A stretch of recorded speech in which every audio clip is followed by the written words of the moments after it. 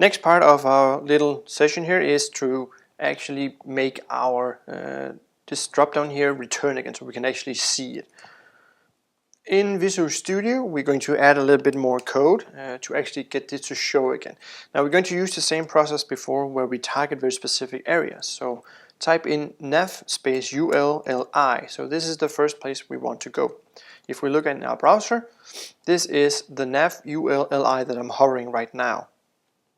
Once I hover this, and again I'm going to write hover, I'm going to create some CSS to this. So let's do this first, and then we're going to use something called display, and again we know this from display flex, and we just use display none up here to make it not show.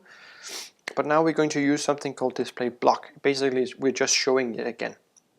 If I click save and I go refresh, it's not going to show. We're not completely done yet, but let's just give it a test and refresh, and if we do hover, it does nothing yet.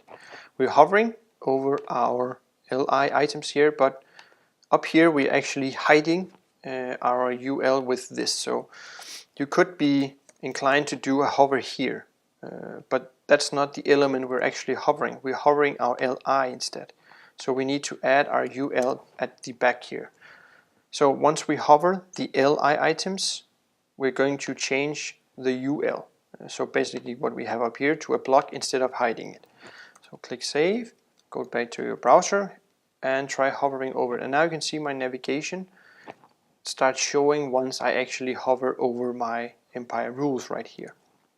So it's really important that you put the hover in the correct space. So if I move this to the end of this like this and go back to my page, refresh, and I hover, nothing will happen because we can't hover the UL. We can hover the LI, which is the item up here, but the UL exists within it. So that's the reason we put hover here instead. So this is the first part of this. I'm going to add some opacity to this right now. I'm going to use this a little bit later in the next few videos, so you can add it now or you can leave the opacity part out. That's up to you. That's the first part of this here. Now we can show, now we need to style the drop down menu as we know it. So again nav, and we're going to use ULLI and ULLI and an A. So now we're trying to actually start styling our drop down. So this will actually have effect on these points here. So the menu point 1, 2, 3, 4. Right now they're just kind of in a line, and we need to start styling them so they are being moved around instead.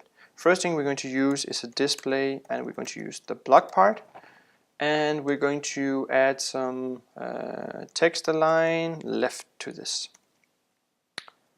Text left, text align left, there we go. So let's click save and see what this does. So right now you can see, oh, the navigation kind of jumped away, but now we have our box in a column instead of rows. So this is the first part of this, and now we sort of have this part here. We just need a little bit more styling and moving them around.